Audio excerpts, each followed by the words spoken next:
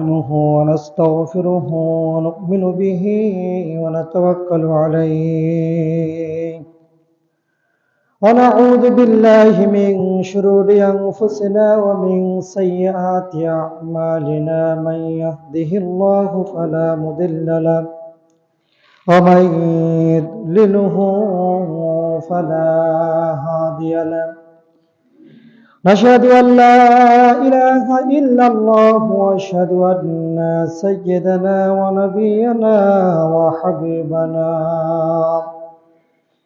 وطبيبنا ومولانا محمدا عبده ورسوله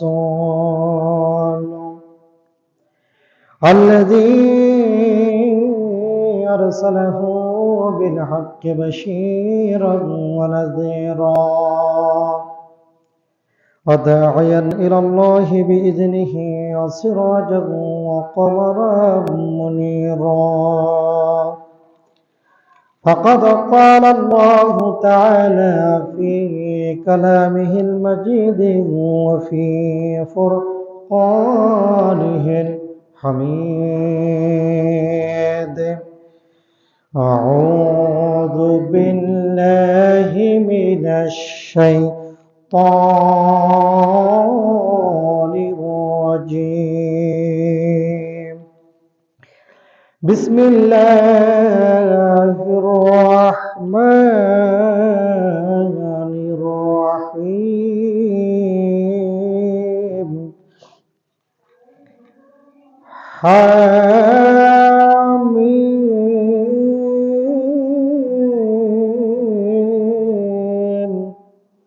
والكتاب المبين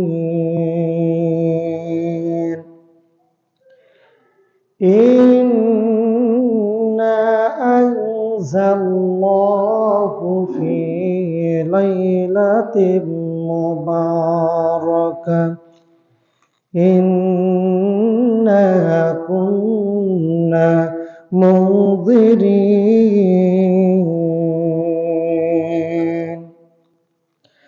صدقت يا ربنا إن الله تعالى وملائكته يصلون على النبي يا أيها الذين آمنوا صلوا عليه وسلموا تسليما كثيرا كثيرا اللهم صل على محمد وعلى آل محمد كما صليت على إبراهيم وعلى آل إبراهيم إنك حميد مجيد اللهم بارك على محمد وعلى آل محمد كما باركت على إبراهيم وعلى آل إبراهيم إنك حميد مجيد আলহামদুলিল্লাহ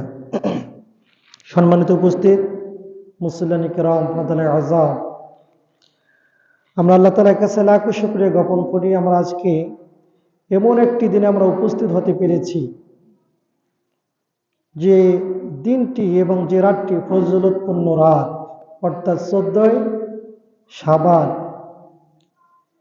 এই 14 শাবান আসলে আমাদেরকে একটি কথা আমাদেরকে স্মরণ করে দেয় সবসময় স্মরণ হয়ে যায় প্রত্যেকটা বছরে এই শাবান মাসের 14 শাবান আসলে আমাদের একটি কথাই মনে পড়ে যায় সেটা হচ্ছে শবে বরাত অর্থাৎ হাদিসের ভাষ্য অনুপাতে লাইলাতুন নিসফি শাবান লাইলাতুন নিসফি শাবান এটা হাদিসের ভাষ্য হাদিসের কথা অনুপাতে আর শবে বরাত হলো ফার্সি ভাষা সব মানে আছে রাত আর বরাত মানে হচ্ছে ভাগ্য রজনী আর আরবিতে বলা হয় লাইলাতুল মুবারাকা মানে হচ্ছে বরকতপূর্ণ রাত এই কয়েকটি কথা আপনাদেরকে বললাম এগুলাকে ব্যতি রেখে আরো কিছু নাম রয়েছে হাদিসের ভাষায় কেউ কেউ বলেছেন এক নম্বর লাইলাতুল মুবারাকা বরকতপূর্ণ রাত রহমতের রাত, 2 নম্বর লাইলাতুর রহমাত, অর্থাৎ ওই রাতে রহমত নাজিল হয়। 3 নম্বর হচ্ছে লাইলাতুস সাক্কা, অর্থাৎ প্রমাণপত্রের রাত। 4 নম্বর হচ্ছে লাইলাতুল বারাআ, জাহান্নাম থেকে পরিত্রাণ এবং নিষ্কৃতি পাওয়ার রাত। জাহান্নাম থেকে পরিত্রাণ পাওয়ার রাত। এই কয়েকটি যে নাম শুনলেন, এই নামের সাথে সাথে আমাদেরকে কিছু কাজ করতে হবে। শবে বরাতকে কেন্দ্র করে আমাদের সমাজে, আমাদের প্রচলিত সমাজে কিছু ছাড়াছাড়ি আবার কিছু বাড়াবাড়ি আছে। কোনো একদল খুবই অতিরঞ্জিত বাড়াবাড়ি করে, আর কোনো একদল একদমই বলে যে শবে বরাত নেই। অর্থাৎ দুইটি, একদল বলেছে যে অতিরিক্ত বাড়াবাড়ি, আর একটা আছে ছাড়াছাড়ি। কিন্তু শবে বরাতকে অস্বীকার করার মতো এই পৃথিবীতে কোনো মানুষ নেই। এ রাতটা যে একটা ফজিলতপূর্ণ রাত, গুরুত্বপূর্ণ রাত, কিন্তু সমস্যা লেগে গেছে ওই শবে বরাতকে কেন্দ্র করে আমাদের সমাজে অনেক কিছু বিদআত ঢুকে গিয়েছে। বিদআত, বিদআত শব্দের অর্থ হলো নতুন কিছু আবিষ্কৃত করা। রসুলের যুগে, সাহাবায়ে কেরামের যুগে, তাবেঈদের যুগে, ফিকাহে কেরামদের যুগে, ওলামায়ে মুজতাহিদের যুগে কোনো রকমের এই আমলগুলো ছিল না। কিন্তু কোথার থেকে যে কিছু কিছু আমল এসে, বাড়তি আমল এসে আমাদের সমাজে ঢুকে গেছে, সেই কারণে কিছু কিছু দল বলেছে বিদআত, আর কিছু কিছু আবার এমনও কিছু দল আছে শবে বরাতকে কেন্দ্র করে অনেক কিছু বিদআত করে ফেলে। তা আমাদের এমন কিছু কাজ করা যাবে না যে সবের আশা করতে যে বিদআত হয়ে যায়। আল্লাহ রাসূল সাল্লাল্লাহু আলাইহি সাল্লাম বলেছেন, কাল কিয়ামতের দিন দুই শ্রেণীর ব্যক্তির কোন রকমের হিসাব হবে না। এক, যারা শিরক করে, আল্লাহ তাআলার সাথে অংশীদারিত্ব করে। 2 নম্বর হলো যারা বিদআত করে, নতুন কিছু আবিষ্কৃত করা হলো। বিদআতটা ওইটাকে বলা হয় 5 ওয়াক্ত নামাজ আমাদের প্রতি ফরজ হয়ে গিয়েছে। আমি যদি আপনাদেরকে বলি, আল্লাহ তাআলা বলছে ওয়াসজুদ ওয়াকতারিব ওয়ারকাউ মা'আর রাকিন, তোমরা রুকু করো, সিজদা করো। রুকু করলে তো সব বেশি। আপনাদেরকে আমি যদি বলি যে এখন থেকে আমরা 6 ওয়াক্ত নামাজ পড়বো, তাহলে হবে? এটার নামে হচ্ছে বিদআত, এটা নতুন আবিষ্কার হয়ে গেল। ইসলাম এমন কিছু করা যাবে না, ইসলামকে ভালোবেসে অতিরঞ্জিত কিছু কাজ করা যাবে না। অর্থাৎ অতিরিক্ত বাড়াবাড়িও করা যাবে না, একদমে ছাড়াছাড়িও করা যাবে না। আমাদের কোরআন এবং হাদিসের অনুপাতে যেটা আমরা পাবো, আমরা এটাই মানার চেষ্টা করবো ইনশাআল্লাহ। কোরআন এবং হাদিসে দেখি, কোরআন এবং হাদিসে এই রাতটাতে ফজিলতপূর্ণ রাত, গুরুত্বপূর্ণ রাত। আমরা হাদিস থেকে পাই যে বছরে 5টি রাত আছে, তার ভিতরে 1 নম্বর শ্রেষ্ঠতম রাত হলো লাইলাতুল কদর, অর্থাৎ যে রাত্রে কোরআন নাযিল হয়ে গেছে। রমাদান মাসে যে লাইলাতুল কদর আমরা যেটা বলি, 1 নম্বর তারিখে আছে এই রাতটি। 2 নম্বর আল্লাহ রাসূল সাল্লাল্লাহু আলাইহি ওয়াসাল্লাম বলেছেন, 2 নম্বর পর্যায় হলো এই শাবান মাসের 14 দিবাগত রাত, অর্থাৎ আজকের দিনে, আজকের রাত 2 নম্বর ফজিলতপূর্ণটা। এই 5টি রাতের ভিতরে এই 2টি রাতের খুবই অতীব গুরুত্বপূর্ণ। সে কারণে আমাদের ফজিলতগুলো কোরআন এবং হাদিস থেকে আমরা যেটা পাবো, আমরা এটাই পালন করার চেষ্টা করব। অতিরিক্ত বাড়াবাড়ি, অতিরঞ্জিত কাজ করা আমাদেরকে ইসলাম সাব্যস্ত করে না। আসুন আমরা হাদিস থেকে দেখি, শবে বরাতকে কেন্দ্র করে আল্লাহ রাসূল সাল্লাল্লাহু আলাইহি ওয়াসাল্লাম বললেন ওই রাতটি খুবই গুরুত্বপূর্ণ রাত। কিন্তু আমাদের করণীয়টা কি, কাজটা কি, করণীয় এবং বর্জনীয় কি, আমাদের আজকে জুমার আলোচনায় এর উপরে আলোচনা হবে ইনশাআল্লাহ। আসুন আজকে মিশকাত শরীফের 115 নম্বর হাদিস, হযরত আয়েশা রাদিয়াল্লাহু তাআলা বর্ণনা করেছেন। হযরত আয়েশা রাদিয়াল্লাহু তাআলা বর্ণনা করেছেন, মিশকাত শরীফের 115 নম্বর হাদিস, আল্লাহ রাসূল সাল্লাল্লাহু আলাইহি ওয়াসাল্লাম বললেন, হে আয়েশা, তুমি কি জানো ওই শবে বরাতের রাত, এই রাতটার গুরুত্বপূর্ণ কি, ফজিলতপূর্ণ কি? হযরত আয়েশা রাদিয়াল্লাহু তাআলা বললেন, ইয়া রাসূলুল্লাহ, আপনি যা কিছু জানেন আমরা তা কিছু জানি না, কিন্তু আপনি একটু যদি বলে দিতেন খুবই ভালো হয়ে যেত। আল্লাহ রাসূল সাল্লাল্লাহু আলাইহি ওয়াসাল্লাম বললেন, এই 14 দিবাগত রাত, শাবান মাসের 14 দিবাগত রাত, অর্থাৎ রাত যখন হয়ে যাবে, আরবি মাসের রাত আগে আসে, দিন পরে যায়। এখন কিন্তু 14 তারিখ পড়তেছে, দিনটা 14 তারিখ। যখন মুয়াজ্জিন আল্লাহু আকবার বলবে, অর্থাৎ যখন সূর্য ডুবে যাবে, তখনই কিন্তু রাত শুরু হয়ে যাবে 15 তারিখে। আল্লাহ রাসূল সাল্লাল্লাহু আলাইহি ওয়াসাল্লাম বললেন, ওয়াফিহা আয়াতুবু কুল্লু হালিকা মিন বানি আদমা ফি হাদিহি সুন্নাহ ওয়া ফিহা তারফাউ আমালাহুম ওয়া ফিহা তানজিলু ওয়ারযাকুহুম। আল্লাহ রাসূল সাল্লাল্লাহু আলাইহি ওয়াসাল্লাম বললেন, হে আয়েশা, তোমরা শুনে রাখো, এই রাতটাকে কেন্দ্র করে অন্তত পক্ষে 4টে জিনিস, 4টা ফজিলত রয়েছে। আল্লাহ রাব্বুল আলামিন ওই রাতটাকে, এই সব লাইলাতুল নিসফি শাবান, যখন সূর্য চাঁদে হয়ে যাবে, সূর্য ডুবে যাবে, আল্লাহ রাব্বুল আলামিন তার আরশে আযম থেকে প্রথম আসমানে নেমে আসে, এবং আসার পরে তারা একজন আহ্বানকারী আছে, তারা বলে, কোনো কি এমন বান্দা আছে আমার কাছে কোনো কিছু চাবে? ওই রাতটাকে কেন্দ্র করে কোনো ব্যক্তি যদি ওই রাতটাতে আল্লাহ তাআলার কাছে ফরিয়াদ করে, আরজি করে, আল্লাহ রাসূল সাল্লাল্লাহু আলাইহি ওয়াসাল্লাম বলেছেন, ওই ব্যক্তির দোয়া কখনোই মিস হতে পারে না। কিন্তু এখানে শর্ত দিয়েছেন কয়েকটি। ওই রাতটাতে 1 নম্বর হলো, আল্লাহ রাসূল সাল্লাল্লাহু আলাইহি ওয়াসাল্লাম বলেছেন, ওই রাতটাতে 1 নম্বর, এই শাবান মাস থেকে শুরু করে এই একটি বছর আর সামনে বছর শাবান এই 14 তারিখ আসা পর্যন্ত একটি বছরের ভিতরে এই পৃথিবীর ভিতরে কোন কোন বাচ্চাগুলো জন্মগ্রহণ করবে, ওই বাচ্চাগুলোর নামের তালিকাগুলো আল্লাহ তাআলা লিপিবদ্ধ করে ফেরেশতাদের হাতে দিয়ে দেন।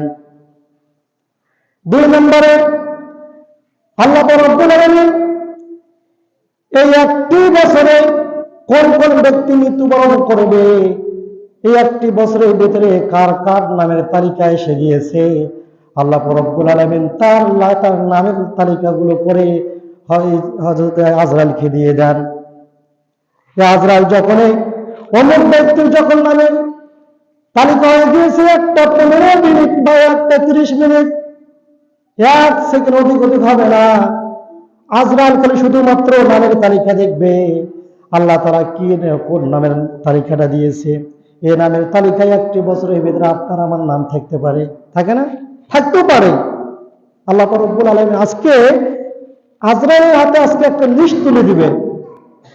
হাদিসের ভাষ্য অনুপাতে এখানে বোঝা যাচ্ছে, আজকে একটা আজরাইলের হাতে একটা লিস্ট তুলে দিবে, এই একটি বছরে কার কখন কোন সময় মৃত্যুবরণ করবে। আল্লাহ রাসূল সাল্লাল্লাহু আলাইহি ওয়াসাল্লাম বললেন, 2 নম্বরে একটি বছর, এই একটি বছরে 2 নম্বরে কার কার কোন কোথায়, কার মৃত্যু কোথায় হবে, রংপুরে হবে না বিদেশের মাটিতে হবে না ঢাকায় হবে না কোন হসপিটালে হবে, কখন কোন সময় হবে, আজরাইলকে নামের লিস্টটা দিয়ে দেয়, শুধুমাত্র দেখবে। আর যখন যে সময়ে তাদের মৃত্যুবরণের এই ঘন্টা, সময়, মিনিট আল্লাহ তাআলা নির্ধারণ করে দিয়েছে, সেই সময় একটা সেকেন্ড অধিক হবে না, আজরাইল জান কবজ করবে।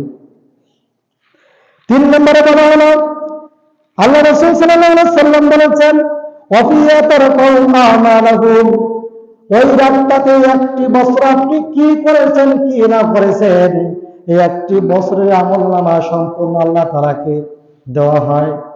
অমুক বান্দা একটি বছর কি করেছে, তমুক বান্দা একটি বছরে কি করেছে, আব্দুল করিম একটি বছরে কোন ইবাদত বন্দী করেছে, সম্পূর্ণ আমলনামাগুলো আল্লাহ তাআলার কাছে এরকম করে দেওয়া হয়। 4 নম্বরে হলো, ওয়াফিয়া তানাজ্জুল ওয়ারযাকুহুম, এবং একটি বছরে তার রিজিক আল্লাহ তাআলা তো রিজিকের ব্যবস্থা করে দিয়েছেন। হযরত আবু হুরায়রা রাদিয়াল্লাহু তাআলা বর্ণনা করেছেন, একটা হাদিসের ভিতরে বলেছেন, একটি মানুষ জন্মগ্রহণ করার 70,000 পূর্বে তার রিজিকের ফয়সালা হয়ে যায়। কিন্তু আপনারা এখনো একটু মনে মনে ভাবতে পারেন, তাহলে হুজুর তাহলে আপনারা তো বলেন এই রাতটাতে নাকি 1 বছর রিজিকের ফয়সালা হবে, বলে না? তুমি এখানে বলেছে ওয়াফিয়া তারফাউ আমালাহুম ওয়াফিয়া তানাসালু আরযাকাহুম। আল্লাহ রাসূল সাল্লাল্লাহু আলাইহি ওয়াসাল্লাম বলেছে 4 নম্বরে এই রাতটিতে আপনি 1 বছর আপনার রিজিকের ফয়সালা কিভাবে কোথায় পাবেন এটা ব্যবস্থা করে দেওয়া হবে। তাহলে অন্যত্র একটা হাদিস তো আছে যে 70,000 পূর্বে রিজিকের ফয়সালা হয়ে গিয়েছে, আবার নতুন করে লিস্ট করতে হবে তা নয়। হাদিস এটাও ঠিক আছে, এটাও ঠিক আছে, শুধুমাত্র আমাদের একটু বুঝার ভুল এই কারণে আল্লাহ রাব্বুল আলামিন বলে দিয়েছেন মানুষের খারাপ তকদিরকে কিছু কিছু সময় মানুষ পরিবর্তন করতে পারে, সেটা আছে আমলের ক্ষেত্রে। আমলের ক্ষেত্রে আপনি কোথাও একটা দেখা যাচ্ছে আপনার বিপদ হয়েছে, আল্লাহ তাআলার কাছে আপনি চান, আল্লাহ হয়তো আপনাকে মাফ করে দিতে পারে। আপনার রিজিকের দরকার, আপনি আল্লাহ তাআলার কাছে নামাজে চেয়ে বিভিন্ন রকমের ইবাদত বন্দেগী করে আল্লাহ তাআলার কাছে চান, আল্লাহ তাআলা আপনার দোয়া কবুল করবে। আল্লাহ তাআলা ও নিয়াস্তাজিব লাকুম, তোমরা আমার কাছে চাও। তাহলে 1 বছরের ভিতরে আপনি যে রকমের কর্ম করবেন সে রকমের ব্যবস্থা হবে। আপনি আল্লাহ তাআলার কাছে যদি আল্লাহ তাআলার কাছে চান, আল্লাহ তুমি আমাকে সুন্দরভাবে একটা হালাল রুজির উপার্জন করে দাও, তাহলে এটি কথা শুনবে না, কিন্তু চাওয়ার মতো সেটি হবে। তার পক্ষে এখান থেকে একটা হাদিস এসেছে যে এই 4টি কথা কাদের জন্য হবে, এই 4টি ফয়সালা আপনি যে রিজিক 4 নম্বরে বলছে রিজিক যে আপনি চাবেন আল্লাহ তাআলার কাছে, ভালো মন্দ রিজিকের আপনি যে চাবেন, কিন্তু তার তো কবুল হবে। আল্লাহ রাসূল সাল্লাল্লাহু আলাইহি ওয়াসাল্লামকে জিজ্ঞাসা করা হলো, ইয়া রাসূলুল্লাহ, ইয়া হাবিবাল্লাহ, এই রাতটিকে কেন্দ্র করে আপনি যে এত ফজিলতপূর্ণ কথা বললেন, এই দোয়াগুলো কে কে দোয়া করলে কবুল হবে?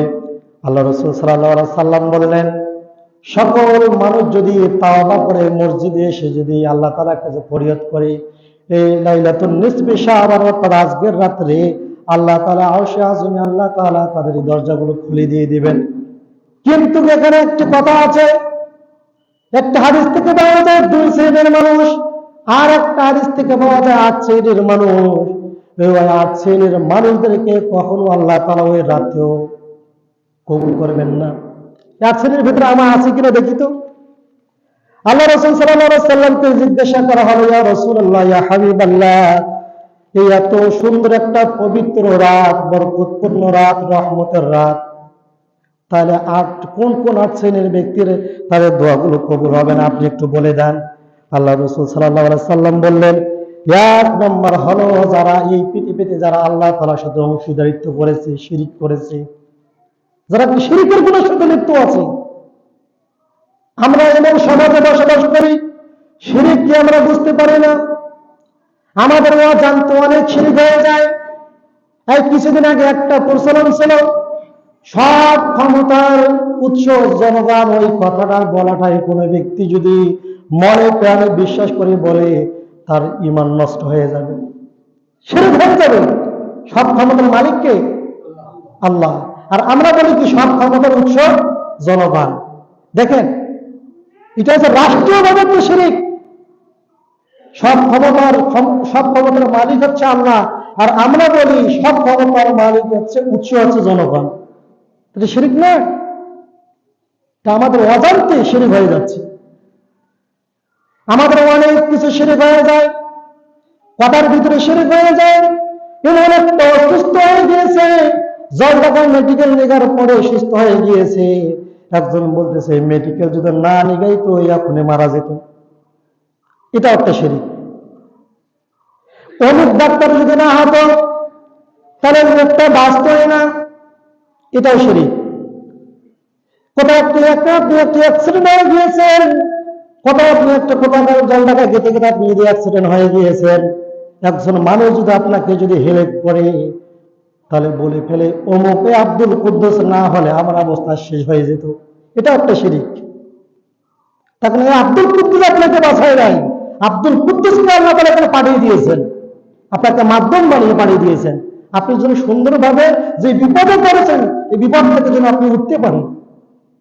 কিন্তু বলে যে আব্দুল করিম, আব্দুল রহিম, অমুক ব্যক্তি যদি আজকে না হতো, আজকে আমার যে কি অবস্থা হইতো, এই কথাটা বলা হচ্ছে শিরক। কিন্তু আমাদের অজান্তে এগুলো আমরা বলে ফেলি। শিরকের একটু উদাহরণ দিয়ে যায়।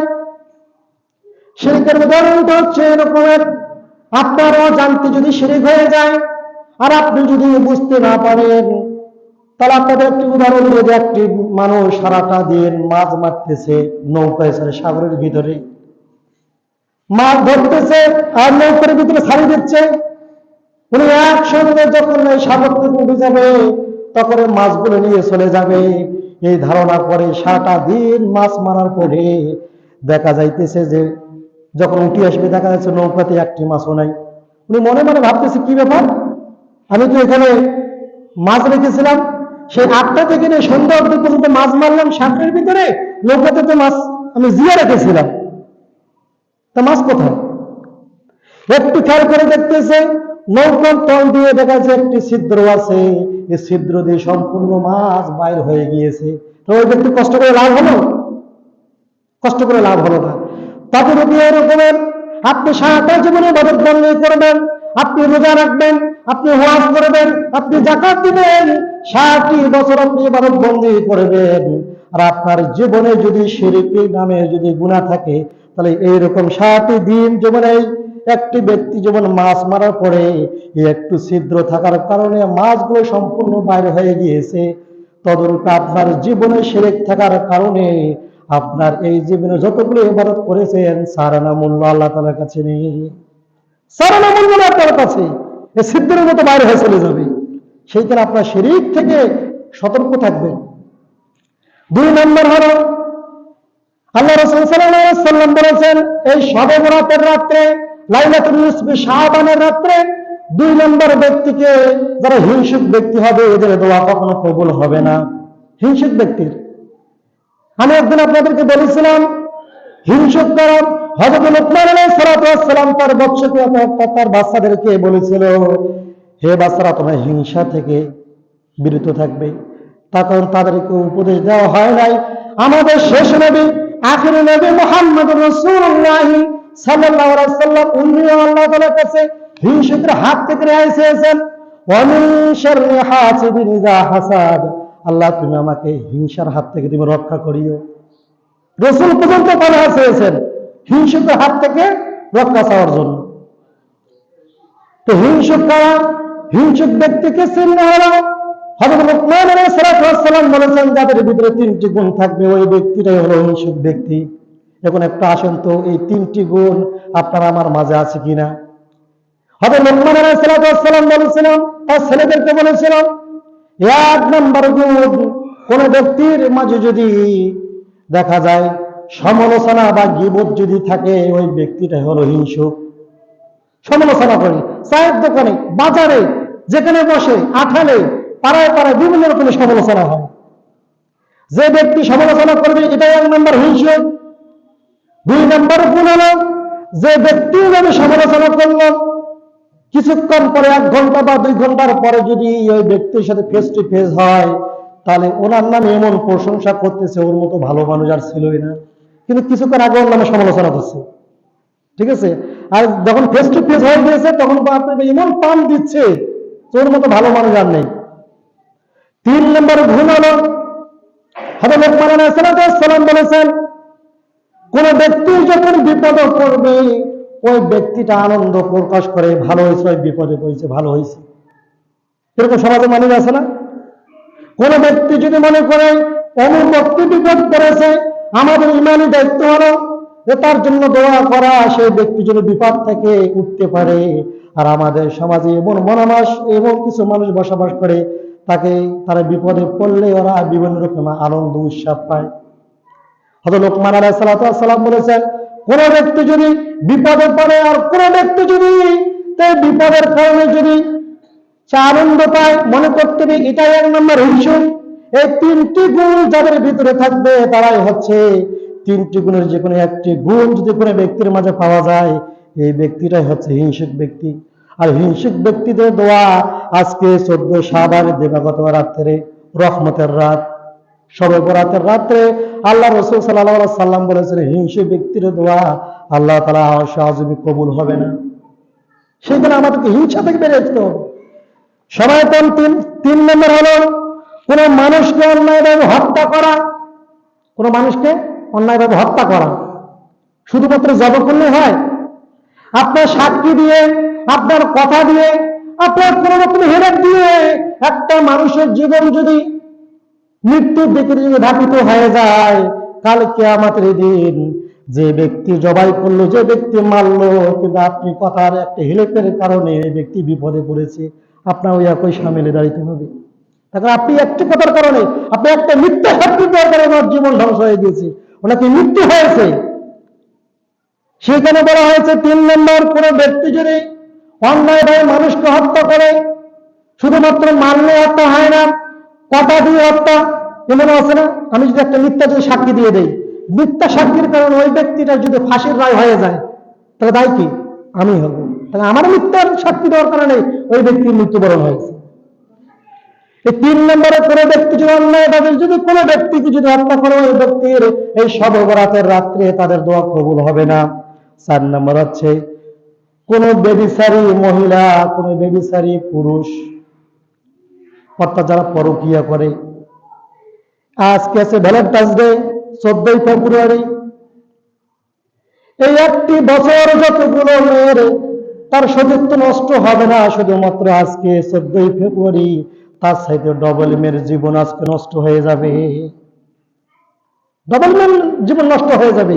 কিন্তু ওই মেয়ের সতীত্বকে হেফাজত করার জন্য তার বড় ভাই, তার বাবা, তার মা, তার দাদা দাদি কতই না কষ্ট করতেছে, কিন্তু ওই মেয়ে, ওই ছেলে তার বিভিন্ন রকমের ভালোবাসার কারণে 1 মিনিটে তার বাবা মা এতটা দিন তাদেরকে যৌবনকে তাদেরকে বিভিন্ন রকম আগলিয়ে রাখলো, আর ওনার ভালোবাসার কারণে আজকে 1টা মিনিটে তার জীবন শেষ করে দিয়ে দিল, সতীত্বকে বিলি দিয়ে করে দিল। আজকে 14ই ফেব্রুয়ারিতে ভ্যালেন্টাইন্স ডে। আজকে কোন মুমিন ব্যক্তি, কোন মুত্তাকি ব্যক্তি কোন রকমের দিবস পালন করতে পারে না। যে হিন্দুয়ানি এবং খ্রিস্টানদের কালচার আমাদের বাংলাদেশের ভিতরে ঢুকেছে। কিন্তু আপনি মনে করতেছেন যে শুধুমাত্র আমরা ওয়াজ শুনবো। আপনার মেয়ে যদি, আপনার মেয়ে আপনার কেন আপনার অর্ডার বাড়ি, আপনার পারমিশন ছাড়া কেন বাইরে চলে গেল? একটা হাদিস বলি, আল্লাহ রাসূল সাল্লাল্লাহু আলাইহি ওয়াসাল্লাম বলেছেন, আবাদানা দায়ুসান লা ইয়াদখুলুল জান্নাহ, দায়ুস কখনো জান্নাত যেতে পারবে না, দায়ুসের জন্য জান্নাত হলো তার জন্য হারাম হয়ে যাবে। এখন বলতে পারেন, হুজুর দায়ুস কারা? হাদিসের ব্যাখ্যায় বলা হয়েছে দায়ুস হলো 7 জন। কয়জন? 7 জন ব্যক্তি। বিবাহের পূর্বে 2 জন ব্যক্তি হবে দায়ুস, বিবাহের পরে 2 জন হবে দায়ুস। বিবাহের পূর্ব মধ্যে একজন মেয়ে কোন রকমের যদি খারাপ কাজে লিপ্ত হয়, ইসলামের বাইরে কোন রকমের খারাপ কাজে লিপ্ত হয়, তাহলে এই জবাবদিহিটা দায়ুসের কাতারে দাঁড় হতে হবে তার বাবাকে। আর তার বাবা যদি বেঁচে না থাকে তার বড় ভাইকে। আর যেদিন থেকে বিবাহ হবে, যেদিন থেকে পবিত্র করবে, সেই দিন থেকে তার বাবা, তার ভাইয়ের দায়িত্ব শেষ। তার পরের দিন থেকে তার স্বামীর দায়িত্ব শুরু হবে। এই স্বামী যদি, এই মেয়ে যদি কোন রকম খারাপ কাজে লিপ্ত থাকে, তার স্বামীকে কালকে আমাদের দিন দায়ুসের কাতারে দাঁড় হতে হবে।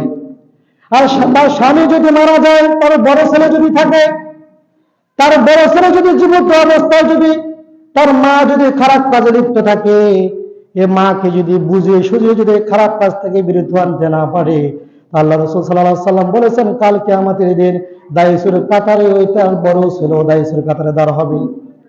তাহলে 1 নাম্বার বাবা, 2 নাম্বার বড় ভাই, বিবাহের পরে 1 নাম্বার তার স্বামী, 2 নাম্বার তার ছেলে। আমি মনে মনে ভাবি, এই পৃথিবীতে যদি আমাদের মতো বাবা, আমাদের মতো ভাই, আমাদের মতো স্বামী যদি কঠোর হতো, পারমিশন ছাড়া যদি বাইরে যদি না যেত, তাহলে এইরকম ভ্যালেন্টাইন্স ডে আর এইরকমের এই পৃথিবীতে পালন হতো না। তা আমরা মনে করি বলছে, বাবা আজকে আমি অমুকখানে যাবো। আপনি জিজ্ঞাসা করলেন না আজকে ভ্যালেন্টাইন্স ডে, আজকে স্কুল মাসে বন্ধ আছে, তুমি কোথায় যাবা? আপনি কেন জিজ্ঞাসা করলেন না? আপনার বড় ভাই হিসেবে আপনার দায়িত্ব, তুমি কোথায় যাবা? আজকে তো বন্ধ আছে। কিন্তু আমরা এই খোঁজ খবরটুকু রাখি না। অনেকে বলে যে আমরা একটা বান্ধবীর বাসা যাব, আমি একটা বন্ধুর বাসা যাব, আজকে যাওয়ার তোমার কোনো রকমের প্রয়োজন নাই, সেই কারণে কথা না বাড়াই। 4 নম্বর আছে ব্যভিচারিণী মহিলা, ব্যভিচারিণী পুরুষ। 5 নম্বর আছে আত্মীয়তা ছিন্নতাকারী ব্যক্তি। 6 নম্বর লুঙ্গি প্যান্ট যারা পরিধান করে টাকনুর নিচে পরিধান করবে।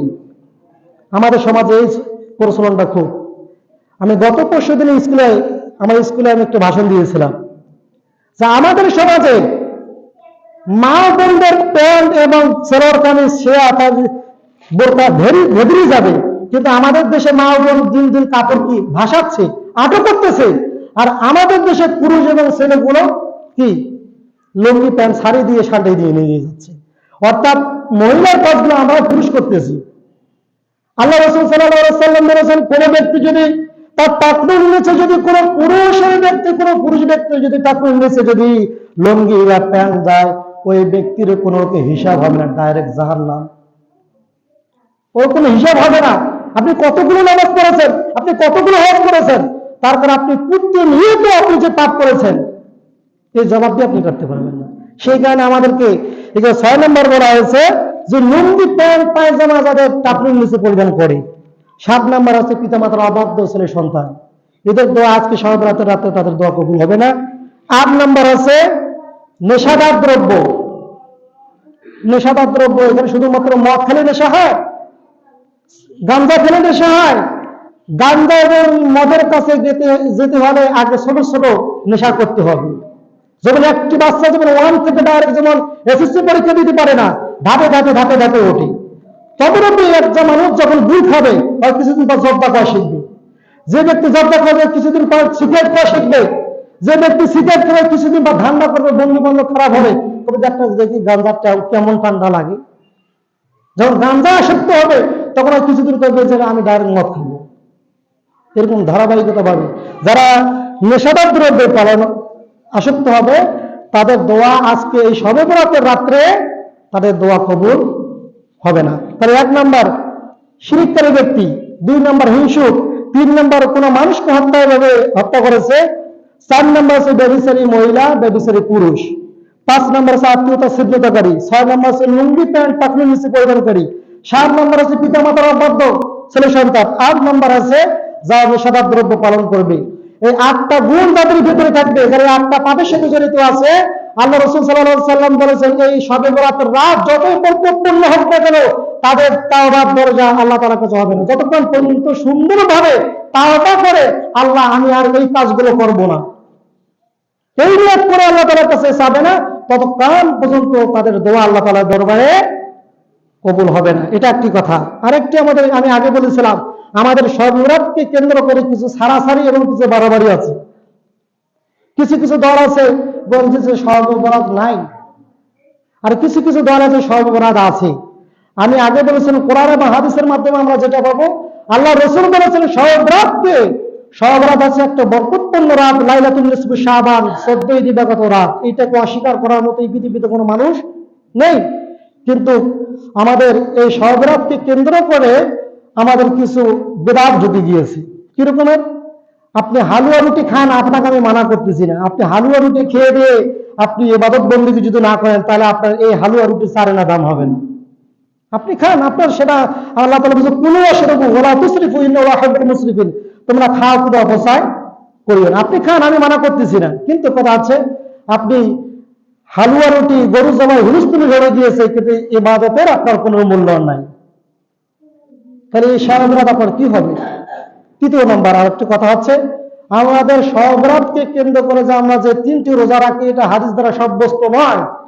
হাদিস দ্বারা সাব্যস্ত হলো হযরত আলী রাদিয়াল্লাহু তাআলা বর্ণনা করা যায়, উনি বলেছেন যে শবে বরাত আজকে 14 দিবাগত রাত পালন করার পরে তার পরের দিনে একটা রোজা রাখা যেতে পারে, একটি রোজা।